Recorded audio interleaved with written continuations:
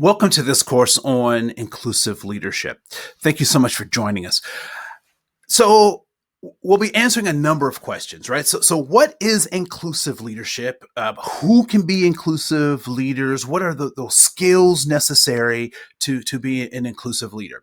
So one thing I'd like for you to do before we even get started is I want you to picture in your head a person that you have that you perceived or you have interacted with that you would say was an inclusive leader. So what were those attributes you would give that person? Or what were some of their behaviors? How would you tell someone else about that person's behaviors? So just think for a second, what are inclusive leadership skills, or what are the attributes for inclusive leadership? So just take a second and think about that.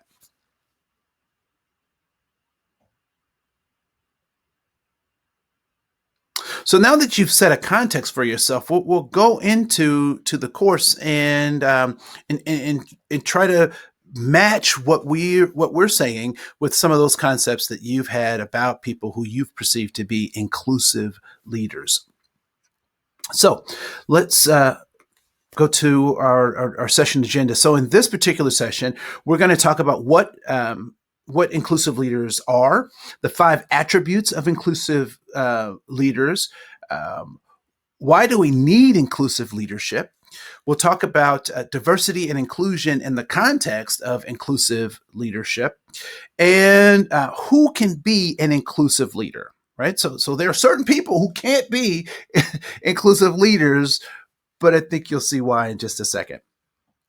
So what are inclusive leaders? Inclusive leaders are those individuals who see the problem with 51%. They see the problem or the challenges that 51% offers. So in our democracy in the United States, we have a political process that suggests that if 51% approves or disapproves of an action, that's the action we take, right? So if 51% of the people vote on this particular an item or agenda, then that is the direction that we go as a nation, as a country, as a county, as a city. Even if you use Robert's Rules of Order in your local sphere of influence in one of your local clubs, right? So inclusive leaders are the people who recognize the problem with 51%. So what is the problem with 51%? The problem with 51% is that there's a 49% that are disaffected, that are not happy with the outcome.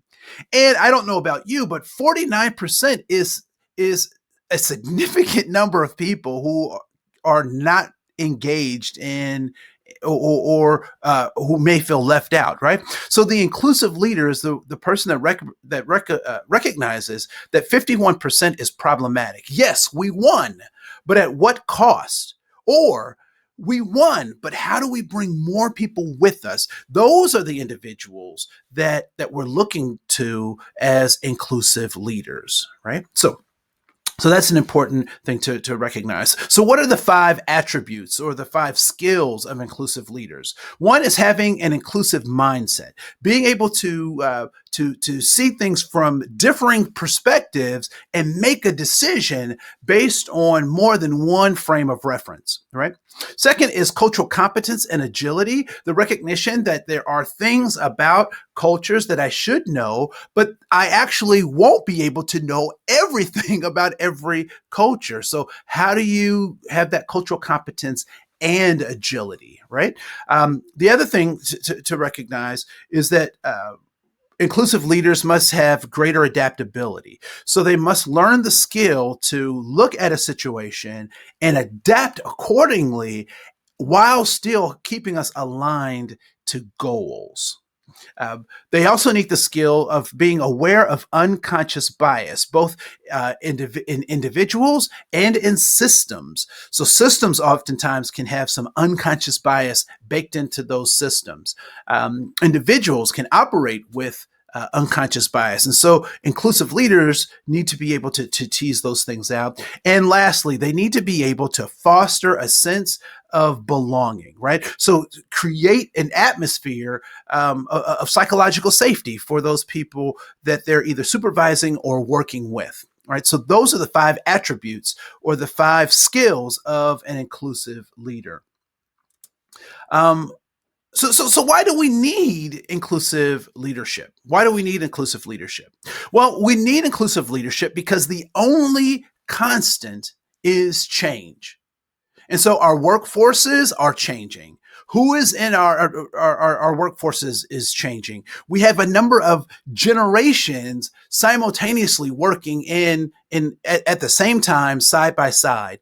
Technology is a huge disruptor to how things used to interact. Now, in our current context, we also have diseases and plagues that are demanding that we think and act differently in order to reach our goals. And so the only constant is change. And so we need leaders who are able to bring as many people along as we adapt to both cultural, societal, governmental, and individual changes in our organization.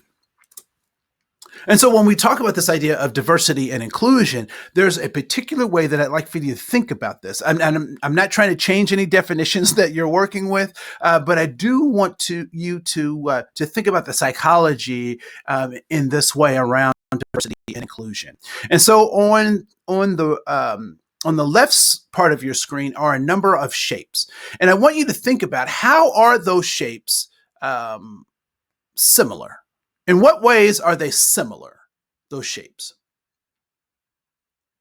So some people might say that they're closed shaped, that they're all blue, that they're a family, a class family of shapes. What I'd like for you to now think about is how are they different? How are these shapes different? So what I would suggest is, yeah, they have different numbers of sides. One of them in particular doesn't have a side. So these shapes are very different, and they're very much similar, right? So they have similarities and differences. So when we talk about diversity, what I want you to think about is that diversity is the accounting and recognition of our commonalities and our differences simultaneously. And so when we think about diversity, oftentimes, trainers or teachers talk about one aspect of diversity, but not the other. So diversity is about recognizing our commonalities and our differences simultaneously because they are both valuable. But we'll talk more about that inside the session. On the right side of the screen, what I'd like for you to think about is inclusion. Where do you see examples of those particular shapes manifested and used within a particular context to the best of their ability? And so when we think about diversity, again, it's commonalities and differences, but inclusion is about maximizing each of those commonalities and each of those differences to help us achieve a goal. And we'll talk more about that as well in the session. And so who can be an inclusive leader? Who can be an inclusive leader? Only those who seek to be effective. So if you're seeking to be effective, you are a prime candidate for inclusive leadership. Those people who are seeking to be right or have some other agenda than being effective will find the 5 concepts, the 5 attributes, somewhat repulsive to their worldview, through their behaviors, or even their personal inclinations, right? So who can be an inclusive leader? Those people who are seeking to be effective. And again, so the 5 attributes of an inclusive leader is inclusive mindset, cultural competence and agility, greater adaptability, aware of unconscious bias, and they foster a sense of belonging. And so as we go through this course, we'll go through each one of those in greater detail so that by the end of the course, you can walk away and say, I am an inclusive leader because I can exhibit these particular traits, or I can work towards being an inclusive leader because I know what traits to work towards. So my name is Andre Koen. I want to say thank you so much for your time. I look forward to seeing you further in the course. This is Inclusive Leadership. Goodbye.